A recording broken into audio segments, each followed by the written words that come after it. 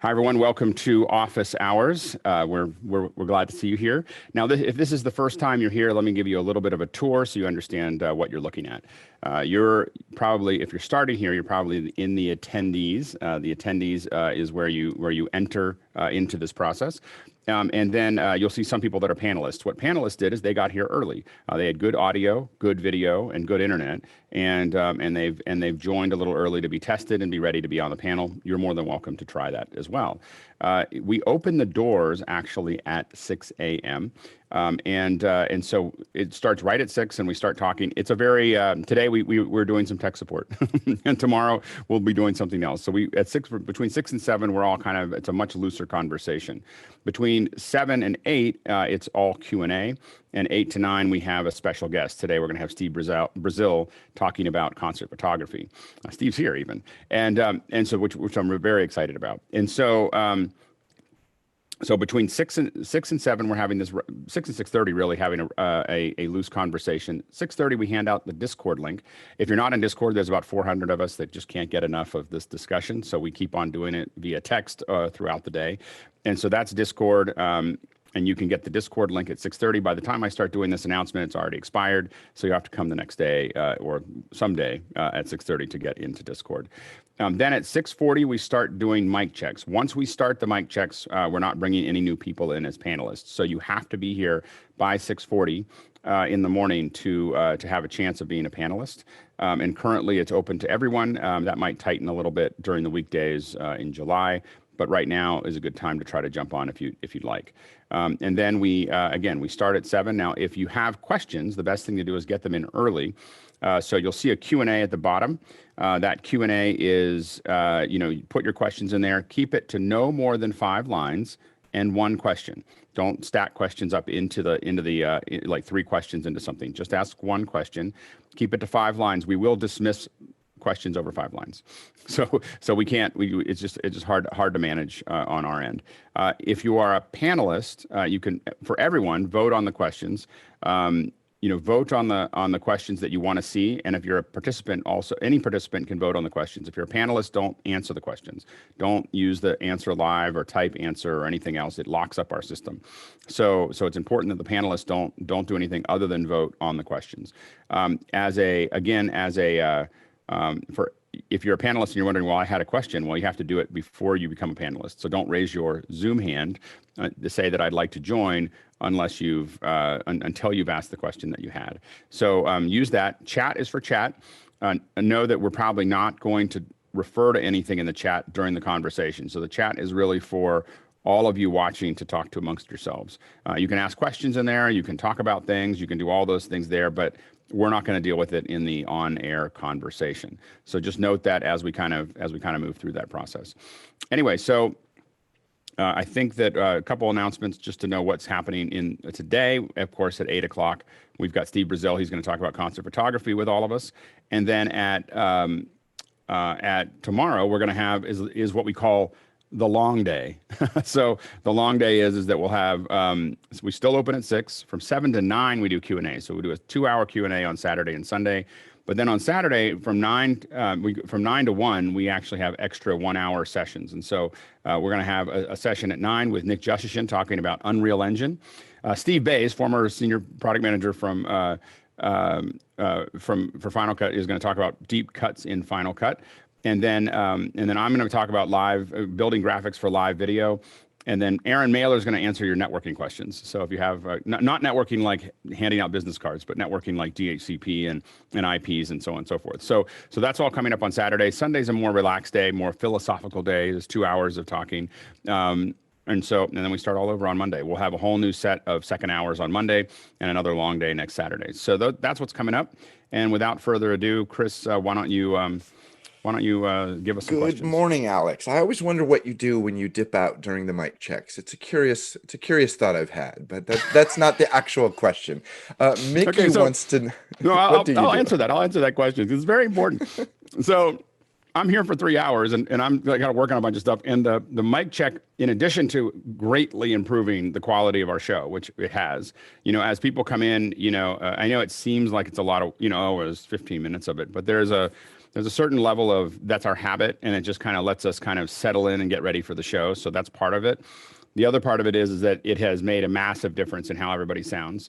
To have these mic checks. And then on and on Monday we do video reviews. So for those of you who are new, on Monday we review each other's videos in that process. What I do when I go out is I make a cup of tea, so I get my PG tips and I make my tea. That's the coffee is the booster rocket that I have before 6 o'clock, and the tea is kind of the next stage where I'm just kind of like just plodding along through the 2 hours.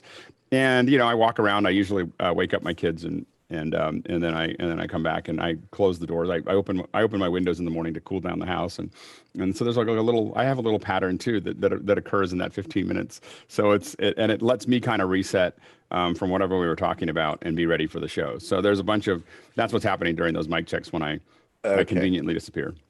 So anyway, go ahead. Mickey is very curious. What is the origin of the name Office Hours? So this has gotten a lot bigger than I expected. So it was not. I kind of had this idea. Well, I was just kind of like, let's see what's going to happen if we just say that I'm going to be here and I'm going to answer questions, and so I mean, this is. I know that I do have some ideas of where this could go, but it's all very organic. And so I turned it on, and I just kind of felt like it was like this is the time I'm around and available, and a couple of us might be around and available to sit there and talk about ideas and questions. And people are, I always feel like. I feel like a lot of times what we need is the availability of a bunch of other smart people to answer our questions while we're working on something. And I think that having a big discussion amongst a lot of smart people can accelerate how fast we learn in a way that you don't get necessarily with traditional teaching. So I think that this is an experiment in what I would call curated peer-to-peer. So it's still a very direct, curated peer-to-peer is something that I've experimented with for about 20 years. And so what we're doing here is the idea that we can all learn much faster as a peer-to-peer. There's lots of people here in this panel. Almost every person here has some vertical inside of media creation that is smarter than me. That knows more than I do about that process. And what I needed to do is figure out some way to use what I can do to kind of get us all into the same room. But the idea is that we'll actually learn better together, and so the speed at which we come up with solutions and answer questions and dive into those, and the idea that we'll continue to accelerate as we all get smarter, as we keep on having this conversation, we as a group, both on Discord and here, become better and better and better, at what we do. And we were just talking about this on. I was speaking at Streaming Media East yesterday, on a panel, and it was streamed. Some of you were there. Thank you for coming and watching my silly little thing. And it's so funny that you're going to I'm speaking at Streaming Media East, and it's half the size of the one that I do every day. But it was a great panel. There were some really smart people that were on it. But one of the things that came up was that this idea of having someone who really understands all the pieces of production is going to be more and more important as we have to send out singular or very small teams. You can't have just specialists that just know lighting and just know camera and just know audio.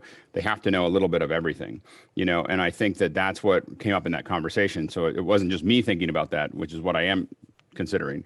And the idea is that we're all experts, but the more we can round ourselves and really become, true, have a true understanding of this process, the better. It's better for us, and it's better for us as a group. So anyway, so that's but the office hour idea came from just this idea that I'm just going to open up and we're not going to have an agenda. What stops me a lot is that I go, oh, I'm going to have to create content for that. That's what I didn't want to do.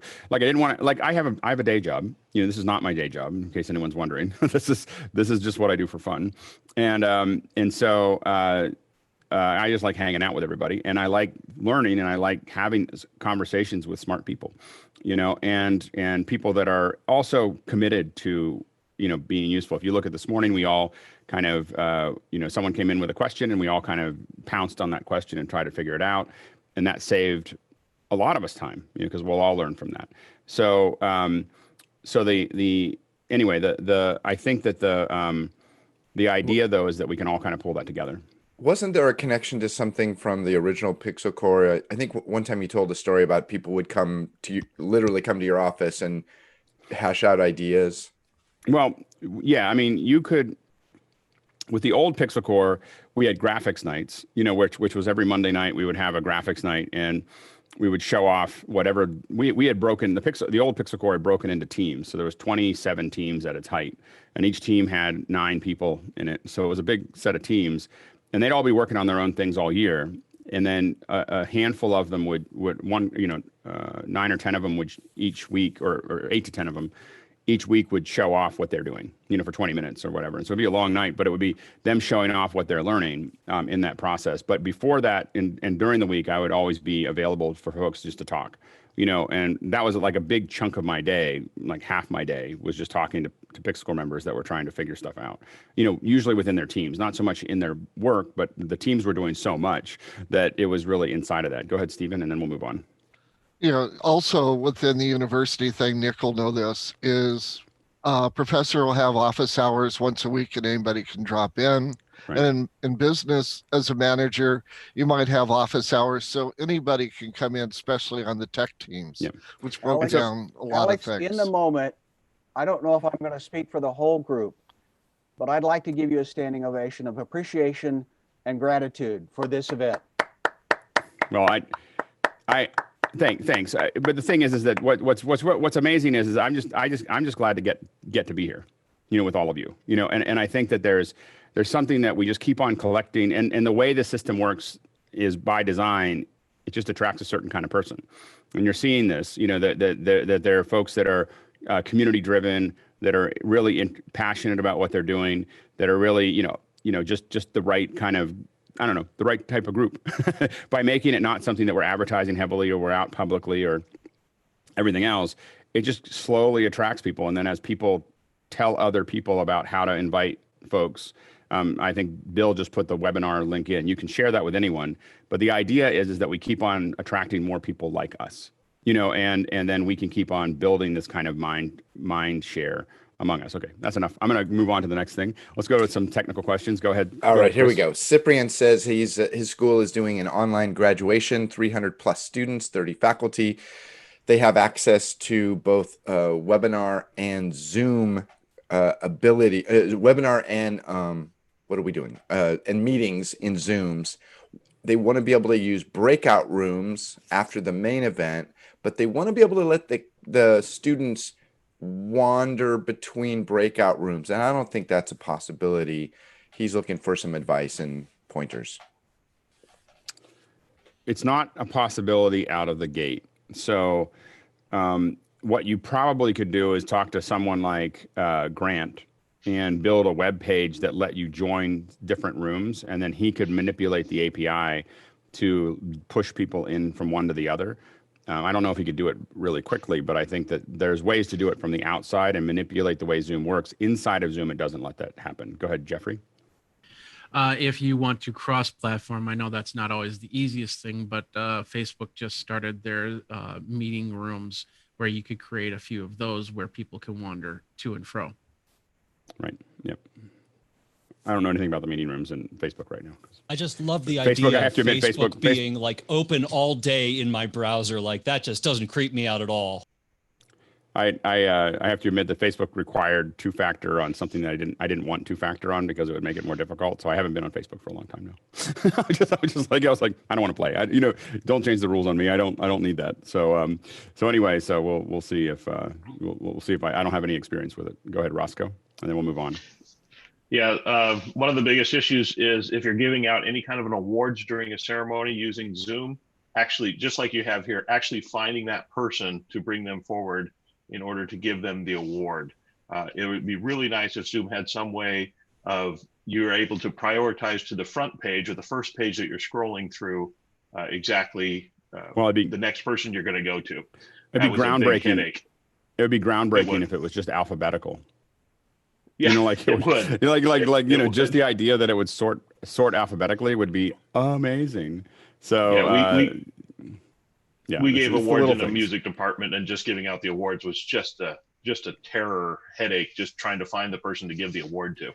I have a lot of requests related to ordering these pieces, is a big piece of the puzzle. Okay, next question. Go ahead, Chris. Next question. Greg Yotes says, what is the best way to manage an audio compressor in a live stream workflow, whether it be software or hardware?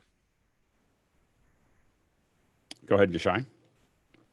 They have one way is to do it via hardware. So, for example, if you have an RME audio device, they have a compressor built in. You can do that. Also, something like Apollo, they have on the channel strip. You can put compressor, EQ, whatever you need. Also, if you can use hijack allow you to build a chain, and then on the chain you can put whatever you want, meter, volume, plugging, and everything. So I think those pretty much, it's software and hardware. Steve? Yeah, I think, and you'd probably know more about this, but I think A10 Mini and A10 Mini Pro, obviously, if you use the software interface, have compressors built in. But I kind of want to piggyback on that. For people that are using things like OBS, which have built-in filters, has anybody had experience with the built-in limiters or compressors, et cetera, in like an OBS studio? No, I haven't used them. Haven't used those. And a lot of these are, go ahead, Trucker. I have not. This is kind of a next thing. Yep. If you're getting into audio processing and things like that, I definitely there's a lot of like kind of base knowledge that you need to have to get to where you can use them effectively. And it can be a little dangerous if you just kind of dive in and start turning knobs until it does what you think is right. I would highly recommend doing a little bit of searching and learn a little bit about gain staging and learn what unity gain structure is and learn about those processes, and then learn how, and once you have that little base knowledge, which that could be 4 hours of learning, following that, going in and learning how a compressor affects the signal, what you're actually trying to achieve, and assigning it, basically, here's my target, and I want to get there, and learning how a compressor actually functions to make that happen is really important. So, go ahead, Jason, and we're gonna move on. As someone who's been in broadcasting for a very long time, who thought they knew compressors, and then I put it into the ATEM, and until today, my compressor was too high. I can tell you, a working knowledge is good, but at the same time, trust your friend's ears. Well, and the last thing I just want to say about that is just be really careful with compressors. It can be,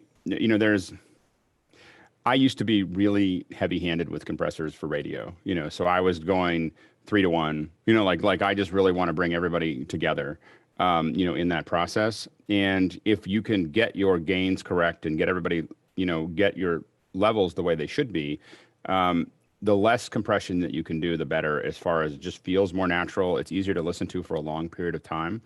It really, compressing audio heavily can be very tiring, for the listener to listen to it.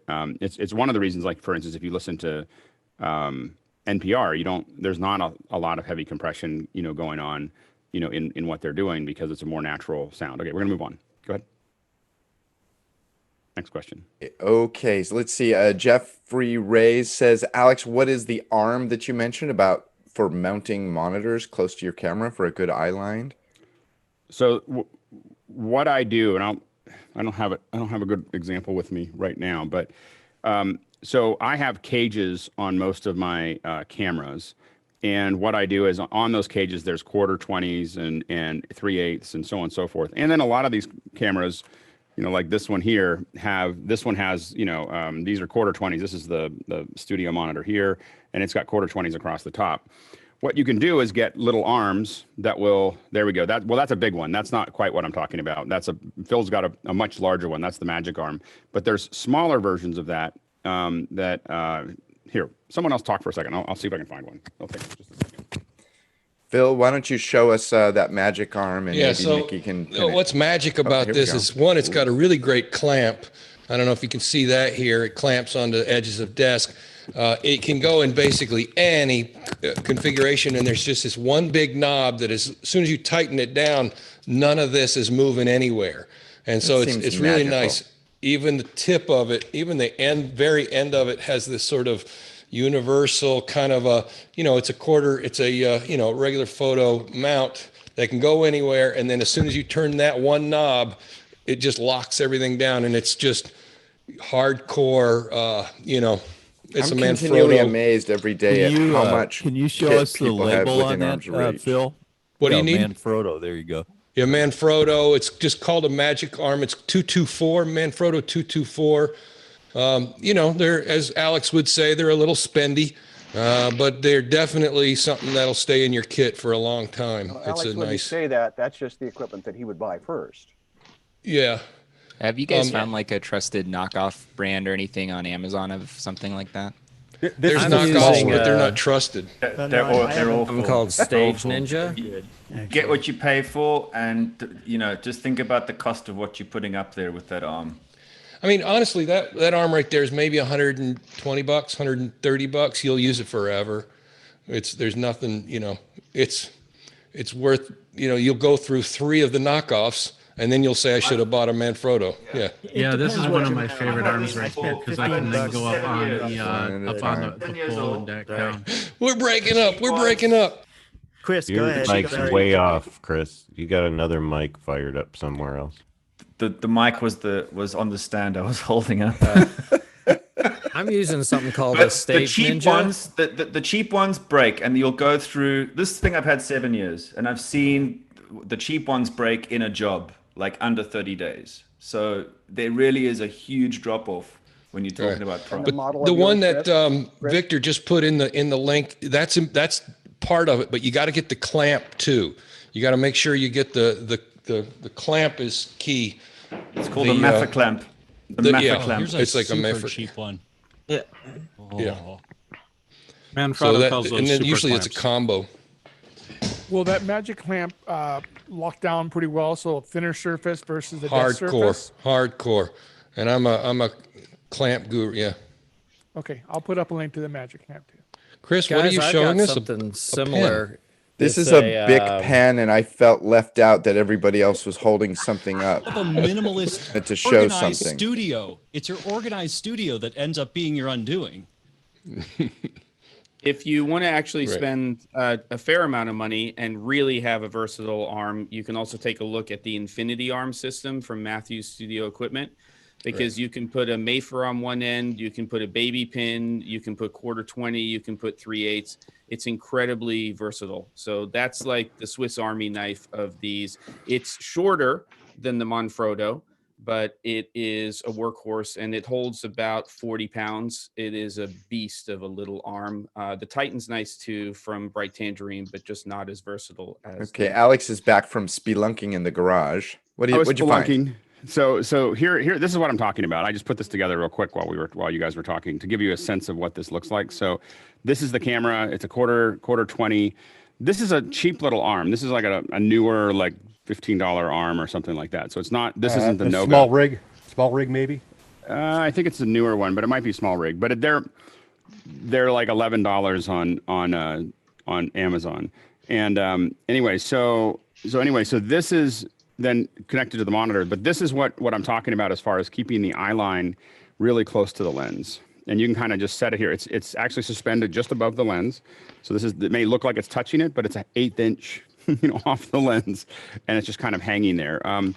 It works better if you'll notice that this is going straight up. It'll stay longer that way. It puts less stress on the system to have this go straight up, and then this come down and kind of hang it out. And then you loosen this, and you can kind of get it to where you want it, and then you just tighten this, and everything kind of locks in. And Be careful when you loosen it, because it's going to fall apart really quick when that happens. Yep. Yeah. Everything, all the joints loosen when you do that. So anyway, this is the reason I don't have the Noga one is in line and somewhere else, which I'm not going to pull out right now. But so I have the cheaper one here, but the Noga one will last a lot longer. But these cheaper ones will work fine, especially if you're getting started. So anyway, that's what I'm talking about though. And these arms are really cheap to get started. If you want one that's going to last forever, then get a Noga. I've had some of those for a decade, and they. Guy, do you have those in stock? I have some different models. I don't really recommend the cheap ones, just because I've seen them fail and break and do bad things. But they definitely wear out. They definitely wear out. I mean, I definitely will. What would you say is between the cheap ones and a Noga? The Manfrottos are good, and then on the higher end, I like the stuff from Triad Orbit.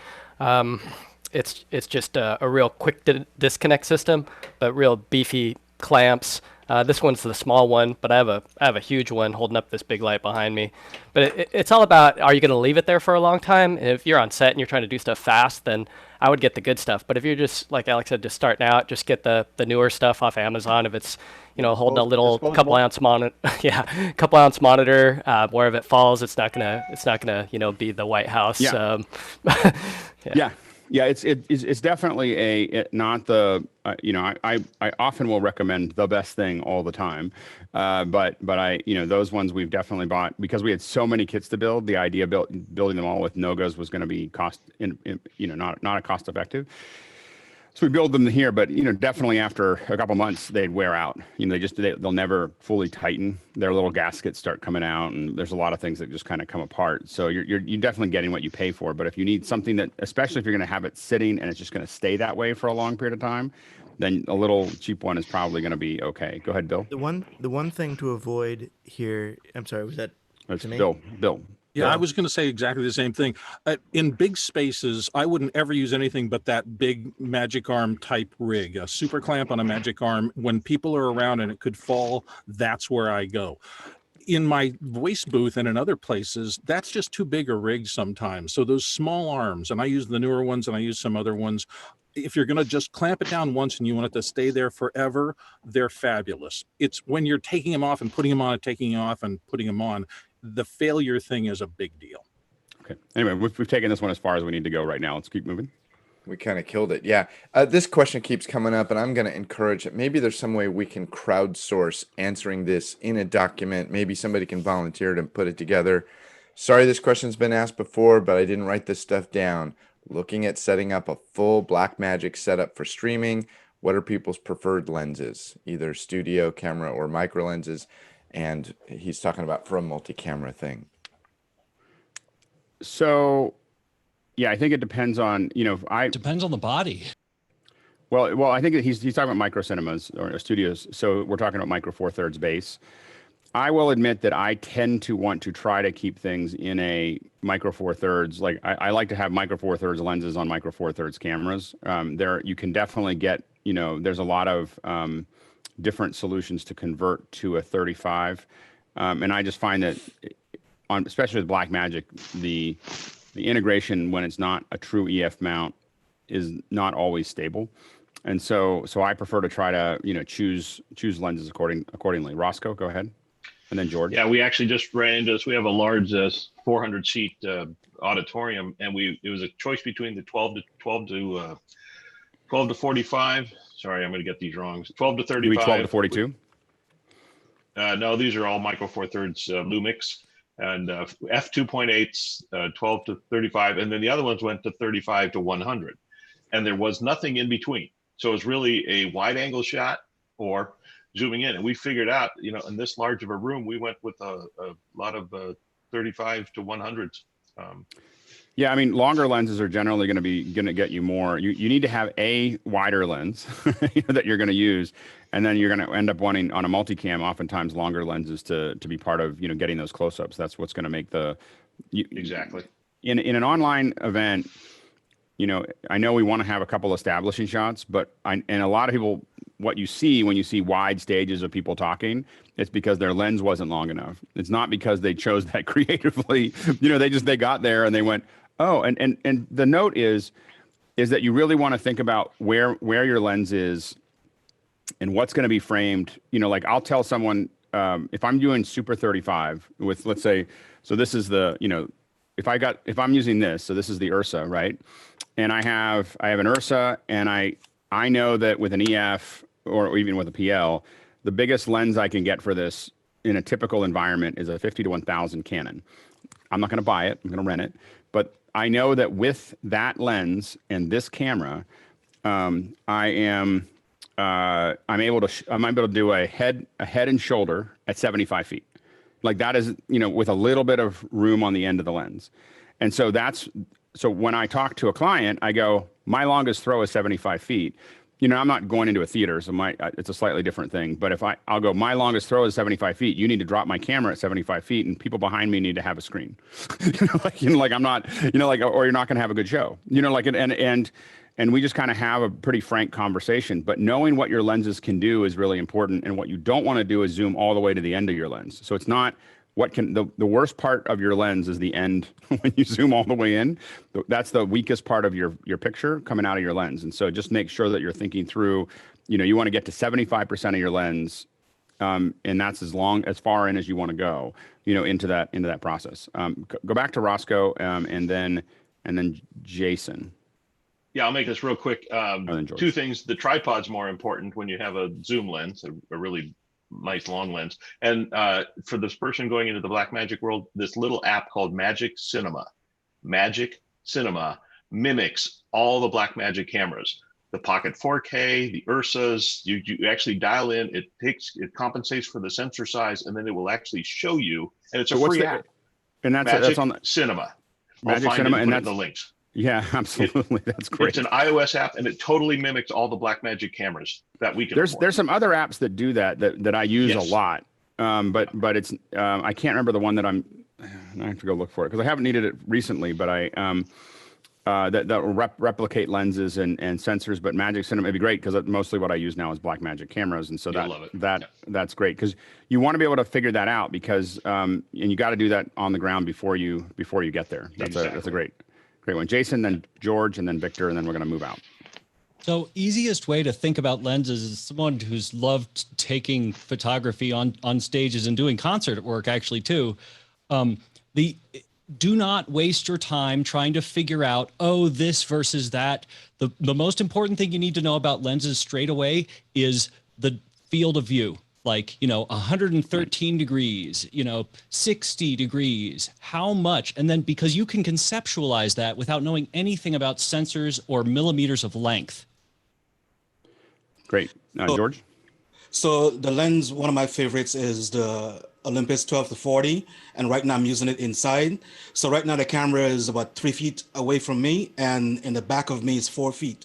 So this is the perfect lens for if you're doing what we're doing right now. For the 12-40 range is the best, is the perfect range for what we're doing.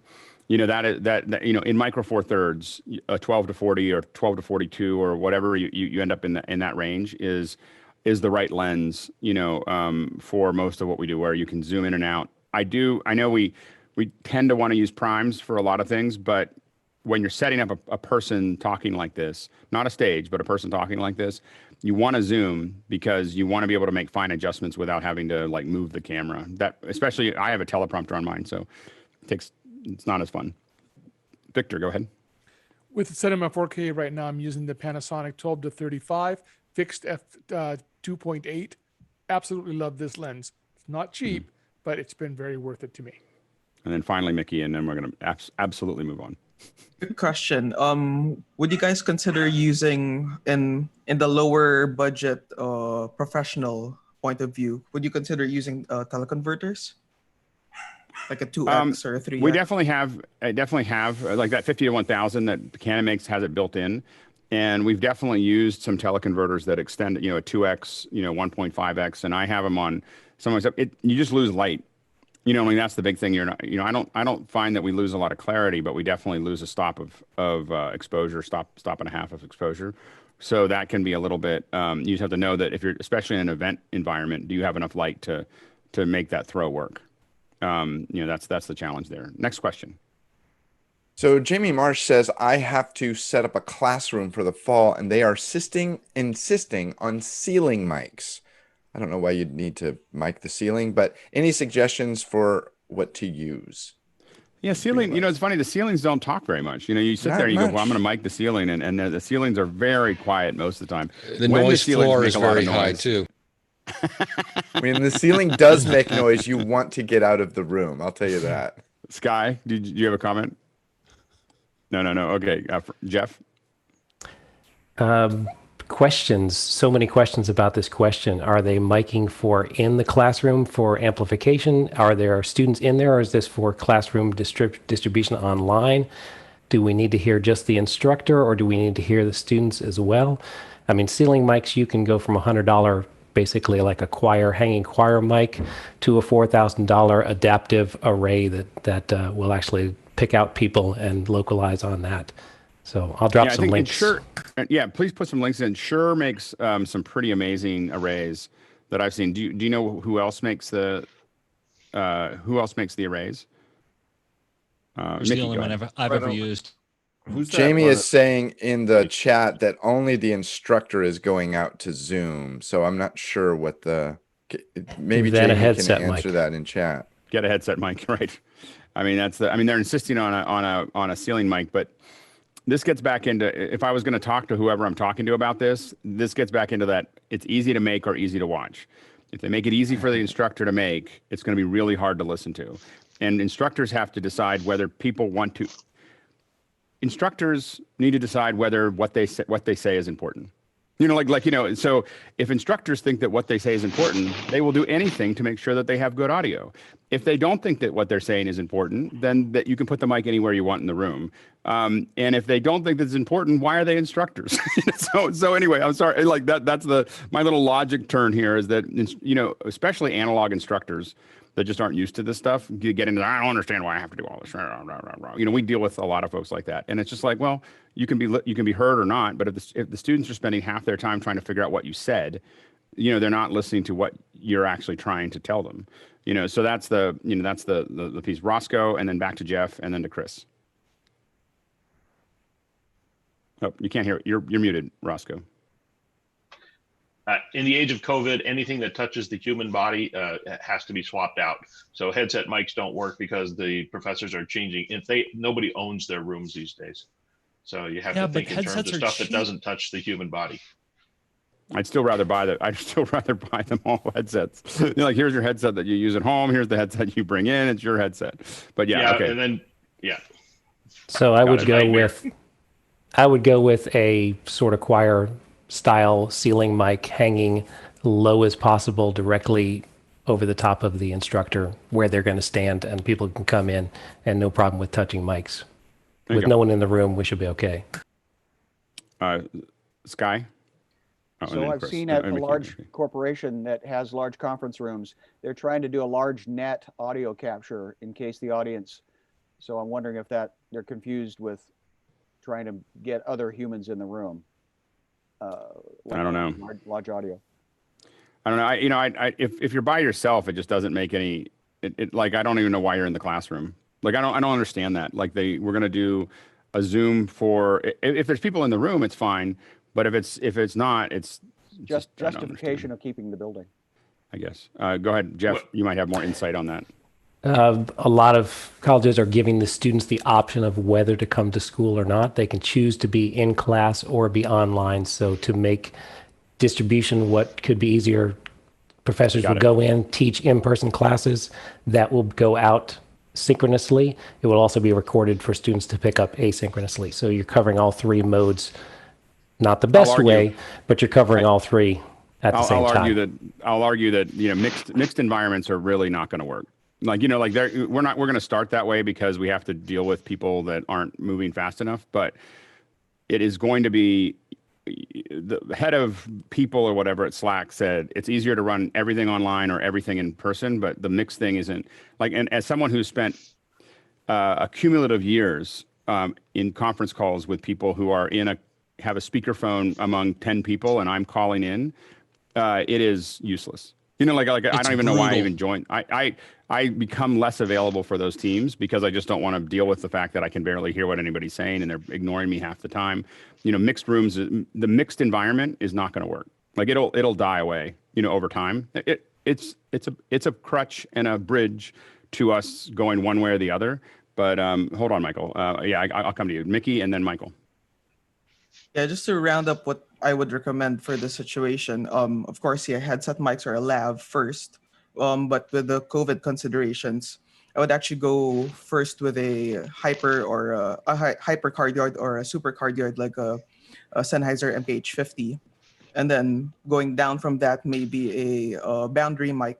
And then if they really want to go with ceiling hanging mics, Shure has great offers, and also DPA. DPA has really good offerings for seating mics. That's great. Tucker, go ahead. Michael Tucker. Yeah, just a suggestion. Have a look at the videos for British Parliament, and they all use ceiling mics. They have all the money in the world, though. There's great, Pac-12 in San Francisco. Then they have for their press conferences. They've got like 100 mics in there, and you can whisper anywhere on the mic and hear it everywhere. It's like the most amazing array that I've ever seen. So you can definitely, with money, you can do all kinds of things. Okay, Tucker, I'm going to let you answer this one, and then we're going to move on because we're about to move into the speed round. So the further you get from your source, consider that your room acoustics start impacting significantly more. So as you separate your source from your microphone, so your voice from your microphone, you do need to start taking into consideration reflections in the room. And potentially, yes, ceiling mic's cool if you go that direction, but do consider the way the room sounds and maybe doing some sort of acoustic treatment to, reinforce and empower the voice. I agree. I think that this is something that a lot of folks are going to have to think about in these classrooms, especially as you start to move to broadcast, is diffusion. Just really cutting down on all the room reflections. It's no longer a classroom the way that we thought about it in the past. And we'll see what happens in the fall. I mean, we're doing a big experiment right now in most cities, so we're going to see how much social distancing matters. Let's go to the next question. Yeah, Zoom aspect ratio question. I'm doing some Zoom recording. Some people have a 4:3 aspect ratio. Some have a 16:9. It appears that the 4:3 is on the iPhones. I think it's the iPads. Is there a way to force all this to be the same? iPhones do 4:3 also? Yeah. So here's what happens is that the sensor inside the phone and inside of the sensor inside of the phone and inside of the iPad is 4:3. Or 2:3 actually. It's or 3:2 or however you want to say it, but it's not 16:9. What everybody other than Zoom does is they crop it. They just zoom in so that they basically scale the horizontal, and they just cut the top and bottom off. If you look at a Skype call or a FaceTime call or whatever, it's just scaling to fit, and then it just cuts off the extra across the top and bottom. So if you and when you shoot video on your when you shoot video with your phone, it's doing the same thing. It's cropping it. So that's how they kind of fill the frame, is they're taking a not 16:9 frame and they are cropping it off. Zoom, it just hasn't gone down that path, and hopefully they will, which is that they need to crop off they just need to do the same thing that Skype and everybody else does, which is, and Apple is just, there's one more operation that has to happen there, which is scale to fit. Which is probably even in the library. It's probably something you could just go and say. I don't know why they don't, but everybody else does. And so that's why you get pillar boxing on mobile devices with Zoom. So it's not something that couldn't be fixed. It just hasn't been fixed yet. But that's why it's happening, and there's nothing you can do about it other than complain to Zoom. Yeah, Leland? Yeah. You can try one option inside the settings that might affect some users, and it's under the video options for your camera. There are settings for 16:9 widescreen and original ratio. I haven't played with it enough to know how is that in the. I don't think that's available in It's only in Windows. Yeah, that's not not available on the phones. Gotcha. Okay. Yeah, there's the. Yep. Well, Windows or Mac, but not on the iOS device. Yeah, it's not on the iOS stuff, which is where we see it. Anyway, go ahead, Chris. Next one. Next one, I'm using a PicoMic Dual wireless kit. Now, I just put the link in the chat so anybody could look at that. For live streaming, Zoom, Hangouts, etc. What are people's opinions about that, or something like this versus the Rode Wireless Go? What I like about the Rode Wireless Go is that you can put other mics into it. So all of these mics don't have great pickups. They're just at that cost, they're not going to have great pickups. And so having some version of an input is I think useful. So that's my opinion of that. Go ahead, Jim. I second that. In terms of mics and using a headset or a lavalier, you have to be careful with the Wireless Go in terms of battery life. So I would get a USB, like a little, some sort of power brick, and plug it into that, or have a second one on standby. But it's not going to last all day. So that's the only thing about that. Right. Bill and then Jason. Yeah, I have heard anecdotal reports from friends of mine, though, that the wireless Go, as good as it is when it's working right, even your body mass, if you put the belt pack behind you and your camera is a far distance with the receiver, you can get dropouts that way. So as you move up in these equipment pairings, you generally get more stability and better RF. Well, and with the Go, I would think of it as it gives you freedom of movement. I would not think of it as it's a true wireless system, in the sense that I would consider the maximum throw on a Go about 15 to 20 feet. Like whatever they say and however they talk about it, it's great for you if you're walking through a crowd or you want to be able to walk around and have the mic and not be tied up, or if you want to move freely, the Go is great. But you should consider, my sister-in-law uses a Go with a Samson mic for her yoga trainings, where she's, doing it for folks that are, and she it's seamless. My brother set it up for her, and my brother is her husband, and so and he's a DP, so he kind of set up her lighting and set up her mics and everything else. And anyway, I feel like that pairing is really good, but she's in a small room and it works perfectly. So, but I think that if you get much more than 20 feet, I think you're going to have unhappiness. And the same thing with all these things. Take what everyone says that is their range and cut it to about a third of that, and then that's what you do a production inside of. So, if I have a Teradek that says it'll go 300 feet, well, really with bolts, I try to keep it less than 50. And it's not, because there's just so many other factors that can happen. There's steel, there's thick things, there's all kinds of things that can affect your other RF.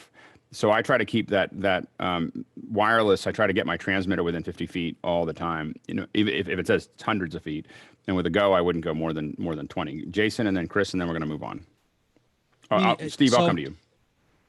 At the end of the day, I would be wary of a few things. First, listen to your audience. Like, if they like it and if you like the way that it sounds, start there. But there are a few gotchas with these low-end ones.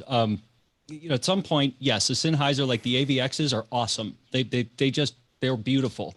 For the Pico mics, my issue would be don't ever take it to a convention center. Not like that's a big deal at COVID, but like the moment you get RF interference, forget that 1/3, you're at 1/10 of the range. And even then you're going to be frequency hopping, which really messes with stuff.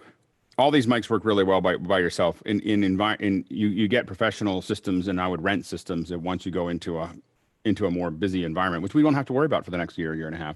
Chris, go ahead.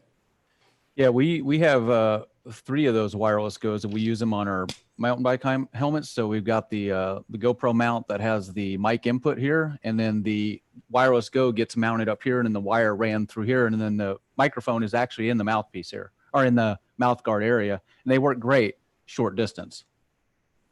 And short distance, like 20 feet, 30 feet? Well, inside the helmet. No, the receiver's here, the transmitter's here. Oh, right. That's perfect. No, that's great. Yeah, they work perfectly when they only have to go a foot. Exactly. Steve's last word, and then we'll move on. Yeah, I was just going to say, first of all, the wireless goes 2.4. So like Jason said, if you're in a convention center, you've got really bad problems. I had trouble with interference at 10 feet away from an interview guest that I was doing. But one of the advantages, so it's like everything else, right? It's the trade-off balance. One of the advantages, like Alex said, is the mic that's built into the Go is omni, but you can put a lav in that's whatever pickup pattern you want, or a headset mic, whatever you need. So the flexibility in some scenarios outweighs, to me, those negatives. Yeah. And I think that it's a great, right now, for the expense, for the cost that it is, I think it's probably the best little wireless thing that you can have at home or do, as a little piece. But you just take it, know that you're not paying $2,000 a channel for it either. So it's going to have its own issues. Next question. So Gary Monroe is interested in the rumors that Alex Lindsay is in negotiation with CBS to sell office hours because you have better ratings than they do. No, we're not going to sell office hours to CBS. All right. Okay, next question. You don't want to elaborate on this? I use a Zoom H5 as an audio computer interface. Does anyone know of a software program to control the H5 features? And then oddly, he says, I currently use Audacity. I don't know how that relates. Well, that's what he's recording. He's using Audacity to record. Controlling it But he But obviously he can't. Audacity's not doing that. And that's what he's trying to figure out: is there something that can control it? Sure. I don't know of anything that can talk to the Zoom. Zoom has an iOS app that I believe can do it on the H6. I'm not sure about the A5. They do make a really kind of junky application that actually is directly from Zoom that lets you mess with settings. I wouldn't go there though. Okay, let's move on. We're in the speed round now. Speed round. Alex, you've talked about doing multiple internet connections, up to 4 at occasions. What's the best way to switch between those streams? So the best way to do it is to have them come back to a known location, whether that's in the cloud or whether it's at some kind of master control, so that you can switch between them. So you could theoretically, one of the things that watching everybody here doing what they're doing, guys like Jeff and Chad working in the cloud, I'm looking at the idea that we could stream it into something like vMix into the cloud, and then we can make those changes there. But what we've done in the past is generally I have a master control that has a ton of bandwidth and tons of backup in a safe location with lots of backed up power, and in a facility, and you're bringing all that stuff back to that facility, and then you run that into a switcher, and you're able to switch between those sources as needed. That's the best way to do it. In my opinion, and you're able to really look at those sources. So it's more than just being able to switch through them. We're analyzing the audio, analyzing the video, everything's up on scopes. We see all of those pieces so that we really can qualitatively make decisions about what that looks like. Let's move on to the next question. For concert videography, is there any good set and forget video cameras with optical zoom, good low light performance, and a 30-minute record limit? There's a little bit of chat on this, which is a little awkward, but basically he wants fixed cameras that he's going to cut later in Final Cut. No. I mean, the closest you're going to get is are the micros. They're not great in low light, so they're not going to be amazing in that environment. I mean, the really good low light ones, and that's with being able to control it, in optical zoom. Being able to zoom in if you get the right lenses for it. I mean, obviously the really good low light is going to be the Canon ME20 and ME200. You can do incredible things in low light in both of those. I mean, the ME20 will shoot when you can't see what's in front of you, and it'll get a picture that you can use. Whereas the ME200 is close to that. So for really low light support, those are expensive but very powerful solutions. I don't see a lot of other great low light. And those are only 1080p because that's how they build the sensor size. Yashai, and then we're going to move on. We're going to kind of do it quickly. Sorry, I'm running out of time. Okay, a Canon cinema camera, they can get away with HD. The C100 Mark II or C100 Mark I, they have long-lasting battery, and you can get any Canon lenses on it. I think that can be a great solution. Great. And by the way, don't ask questions for 8 o'clock. We're still doing 7 o'clock. So we'll clear the deck at 8 for Steve, but if you put questions in here before that, then they'll get answered before that. What are some suggestions for camera sliders to use during live productions? It will be unmanned, so it needs to have quite quiet motors and be low profile. Go ahead, Jim. The Rhino, the new Rhino. That's it. Bye. How would you compare it to the Red Rocks one-man unit or whatever? That's a one-trick pony. I think it's a great little system, but you really have to get that parallax, have it a certain distance away. I think the Rhino is much more versatile, incredibly quiet engines. I'm not going to discount the stuff from Kessler either. Second shooter is great, but I just think Rhino is killing it with their new slider. I think that's the way to go. And Rhino's the company, and what's the product? Oh goodness, I'll have to find it and I'll put it in the chat. Do you have great any opinion about Edelkrone? Edelkrone? I don't have any opinion about Edelkrone. Great industrial design. A little clunky, I'd say. Rhino. Let me get the name of the slide. All right. You can do next question. An AWS client from the manufacturing industry wants to integrate AWS media streaming solutions. Apart from live streaming sessions, how else could he maximize the solution available for his business? Oh, man, that's a whole hour. We'll bring the guys on from AWS to talk about that. I mean, that's like, I can't answer that in a minute. You could do everything. You could make everything better. I'm digging deeper every day because we started doing it with the link stuff, and I'm doing deeper and deeper into AWS, and there's just a lot to do there. Yeah, go ahead, Tucker, and then we're going to move on. There are challenges getting audio in and out of AWS. So it is a very complex thing to get into. But yes, audio is the biggest challenge that I'm seeing right now. Go ahead. Copy that. Yeah, we'll research that. Next question. Any thoughts on cleanly sending a room of students' audio to a presenter remote without echo feedback and still allowing the students to have a natural talk pattern? So what I will say about that we've done a lot of it. I mean, you can do a lot of different mics. It slows it down a little bit, but it really, giving a handheld mic really reduces all the trouble, all the stuff on the other end. So students having a little bit of time when they're talking to them, an SM58 or something like it, is just reduces all the complexity of echo and return and everything else that's there. You don't have to do that. You can use a variety of area mics. There's all kinds of, if you have money, but the cheapest, fastest, easiest way to do it is have them ask a question in the mic. And having a whole bunch of people talking at the same time is not necessarily a great experience for anybody, and I think that we get back into that whole analog world of have to be the way we used to have it. And it's not necessarily an improvement. John Edelson. A microphone and a Nerf ball, wireless, and we throw it to the students. They ask the question, they throw it to the next student who raises his hand. It works great. Just make sure to pot down when you throw it. I guess you could. That's actually a really fun thing to do. It would be to take a Rode Go and insert it into the Nerf ball, and then put the. Oh my gosh! I have to. There's a company that makes one, but they're expensive. I've done it with the Nerf ball. There are two companies that make that. Okay. Dave, and then we're gonna move on. Sorry, we're gonna. The box that's the company makes is called Catchbox. It's a foam box with a Shure wireless built in. Nice. All right, next question. Okay, the next question is very interesting.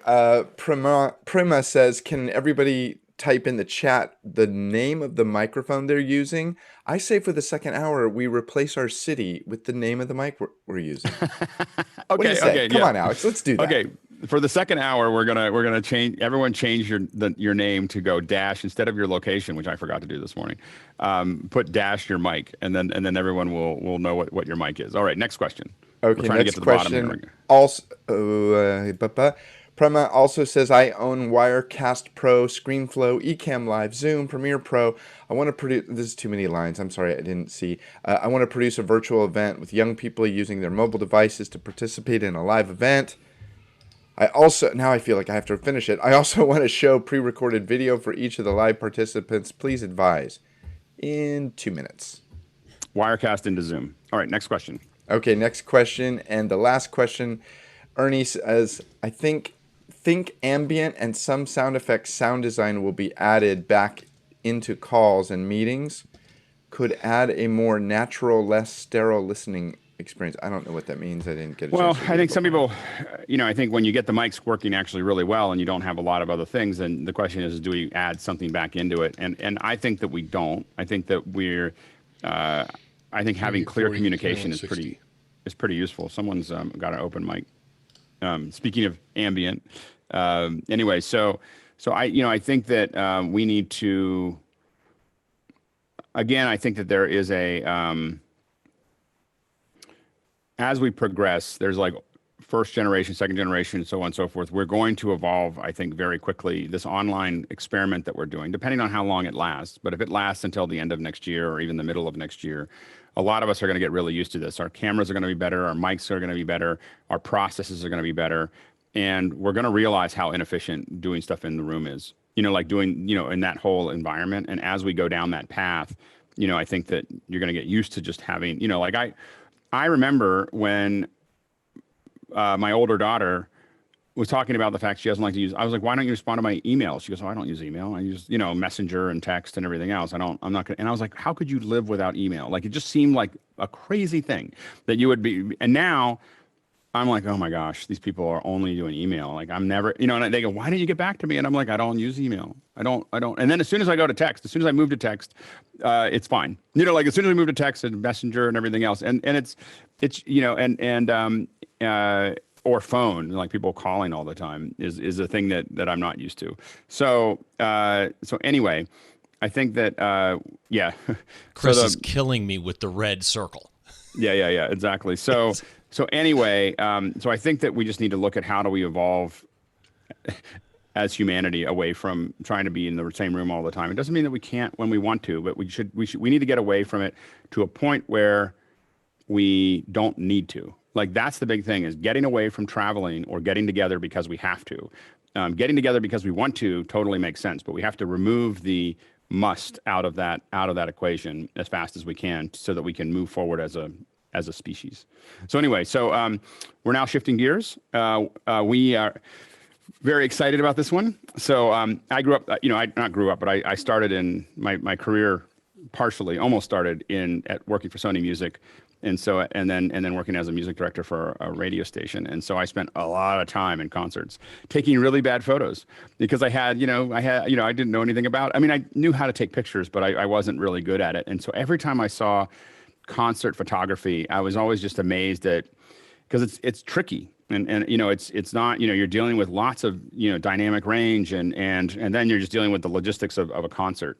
And so I was excited, Steve and I have been talking for quite some time, going back and forth, and I was like, okay, Steve, I gotta have you on and talk about what you do. So Steve Brazil, among many other things, which he can tell you, does a lot of concert photography, and because he does concert photography, mornings are not normally his thing. So no.